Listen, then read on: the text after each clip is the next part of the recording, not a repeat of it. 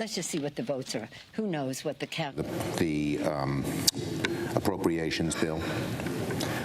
It is good news that we have passed it by a lot. I hope the House does it by a lot as too. But I need to comment, Mr. President, on the news that President Trump may declare a national emergency in an attempt to build his border wall.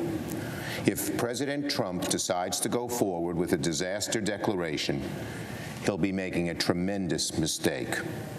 Declaring a national emergency would be a lawless act, a gross abuse of the power of the presidency, and a desperate attempt to distract from the fact that President Trump broke his core promise to have Mexico pay for the wall. It would be another demonstration of President Trump's naked contempt for the rule of law and congressional authority. Congress just debated this very issue. There was not support for the president's position. Congressional intent on this issue is very clear. The president's wall has been before Congress several times and has never garnered enough votes to even merit consideration. For the president to declare an emergency now would be an unprecedented subversion of Congress's constitutional prerogative. The fact of the matter is, this is not an emergency, and the president's fear-mongering doesn't make it one.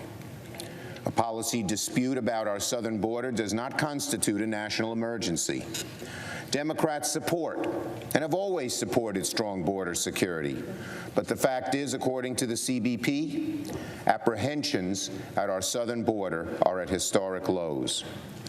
President Trump couldn't convince Mexico. He couldn't convince the American people.